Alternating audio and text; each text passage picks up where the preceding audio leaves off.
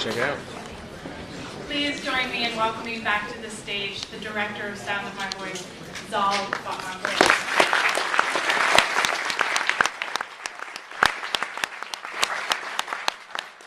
I'd like to just welcome to the stage Tamara Meme, who edited this movie. Tamara, where are you?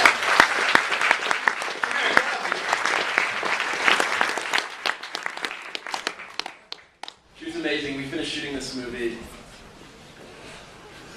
3 months ago, 4 months ago, and she edited very, very fast. Fast enough to get into this festival. Yeah. I'd like to welcome Chris Denham, who plays Peter.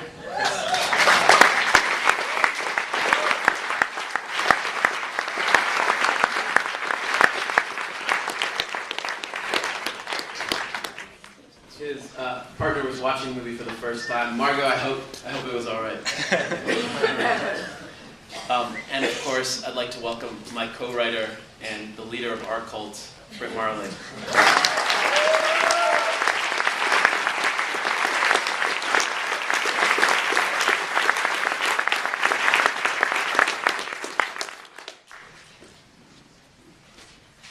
Anyone have any questions? No? Okay, so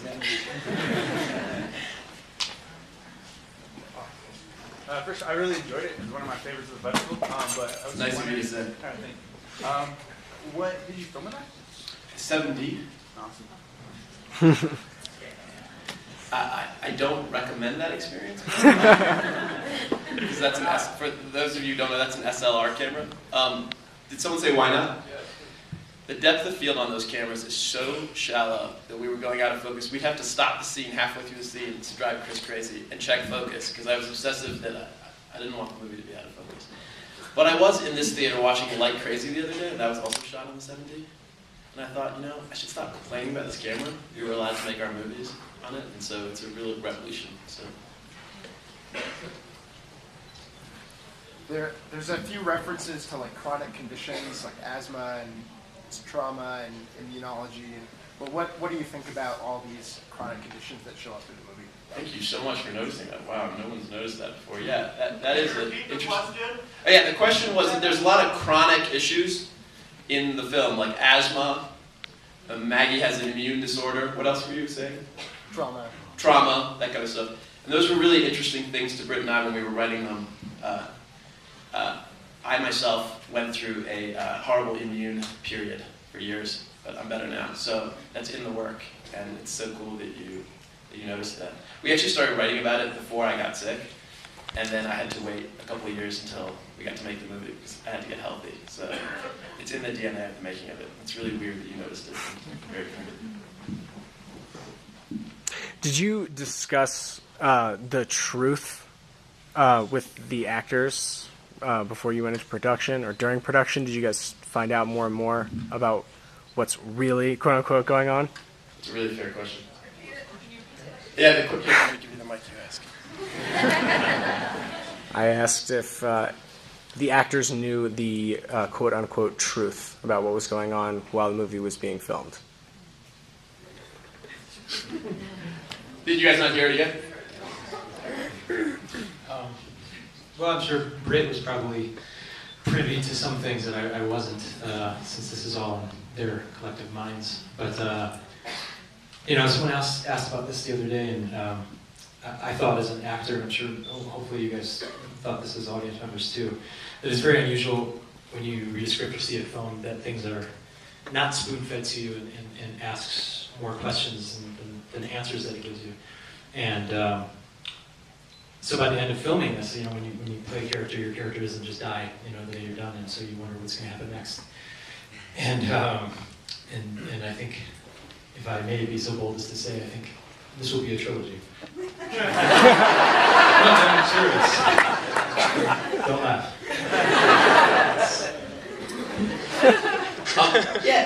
Britt and I worked really, really hard on our script, and we gave it to the actors, and the actors are so talented. I mean, Chris is in Shutter Island, if you guys remember him from that, or in Duplicity, or Charlie Wilson's War. He's just a serious actor and a serious theater actor.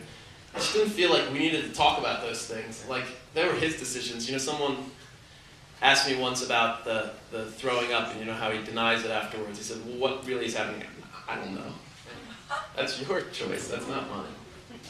So, yes. What was your experience, you can talk about with cults and why you wrote about that? I think that when you're a kid or when you're older, a lot of times your tribe is your family. But when you're in your 20s and 30s, sometimes much later, you choose your own tribe. And that really fascinates me, especially as Americans, we choose our own tribe. And how do you choose your group? And a cult is sort of an extreme form of that. And I think when Britt and I first started writing this script, we were really trying to figure out our tribe.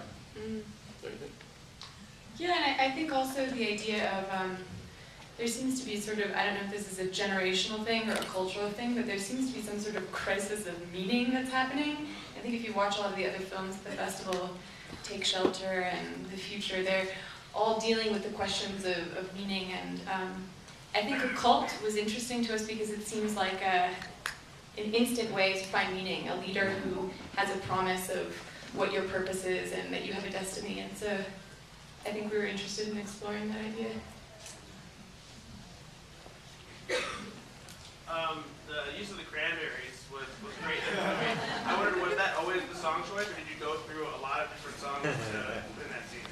We were, Britt and I would write, there was a period where Britt would write in the mornings with Mike Cahill, who made Another Earth, and they would write Another Earth upstairs, and then Britt would come downstairs, because Mike and I were living together at the time, and Britt would come downstairs, and she'd be like really tired. I'd be fresh, because I would go running in the morning while they were writing stuff, but she'd be really exhausted, and we'd be working on Sound of My Voice, and at one point, and we had no idea that anyone was ever going to see any of our work. We had no idea if what we were doing was right, if we were going to be able to make a living doing this. I still don't know that part. But we would get really tired, and you start questioning yourself all the time. There's one point we were like on opposite sides of the room, and Britt was just humming the Cranberry song. And then she started kind of singing it. She was just singing it to herself, and I did my hand camera like this. And I started moving closer and closer and closer to her, and I was like, wow. That song sounds really beautiful. And I knew that, when we showed my parents a rough cut, and my mom was like, how did you guys write those lyrics?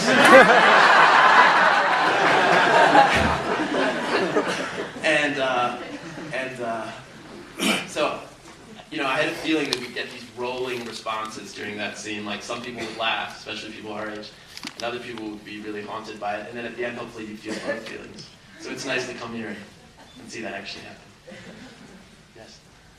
Yeah, it was an intriguing ending, but I just want to know how you thought about your choice to end it that way and the responsibility of adding some legitimacy to cult-like behavior.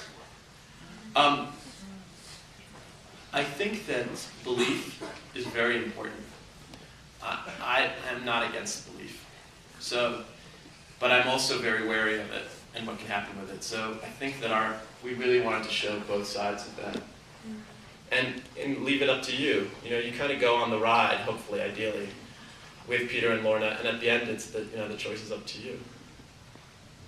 Do you have? Maybe to just add that I think when we were thinking of Peter, the character of Peter, I felt maybe you felt too very skeptical and like a skeptic, but that skeptics are at their heart really the deepest romantics. Like they want to believe, they just need the most proof. And so I think we wanted to tell the story of a really hard-headed skeptic who goes on this journey and finds something romantic maybe to believe in. Because I think we'd like to believe there's magic in the world. This may be an age thing, but where's the title come from? I don't know, someone was begging us to change it to The Basement for a long time.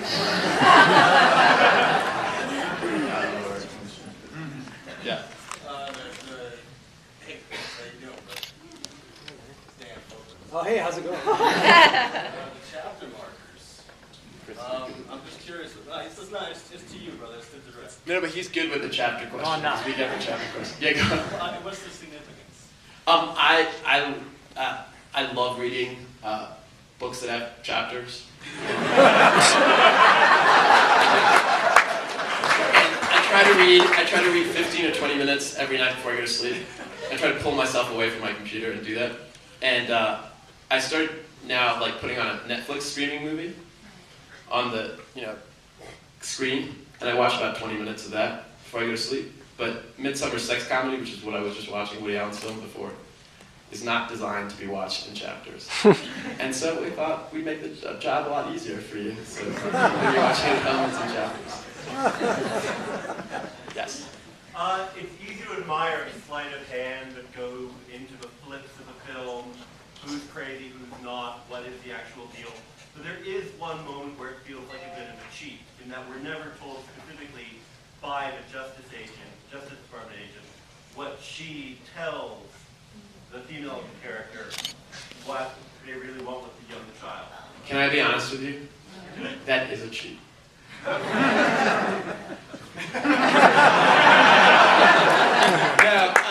No, Chris was right. This was conceived originally as a trilogy or as an ongoing story, and that question does get answered. It's something Britt and I know the answer to, so it's not like Lost. We won't leave you hanging. We'll just leave you hanging a little bit right now.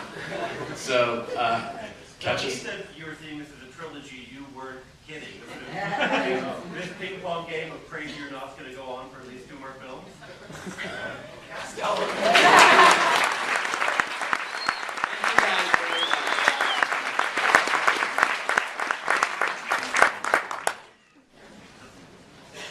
Okay, one last question. Can you tell us about the black Legos? Yeah. Well, I'll tell you about the black logos for a second. Making a really ultra low budget movie, this is an ultra low budget movie, you feel like people are always telling you can't have stuff, like you cannot have a school bus with kids. No way. You can't have Lego fractal pattern structure. And so, you know, we tried to get people to donate those things, so the Legos was a donation. And our production designer found these black Legos on eBay. And when I walked into that room, because on these low-budget movies, like you have no idea, you know, usually a director signs off on everything before you start shooting. They actually see all the props, all the things. I had no idea. So I walked from one set to the other, and I walked in and I was like, whoa, this is cool. So, Thank you very much. thank you guys.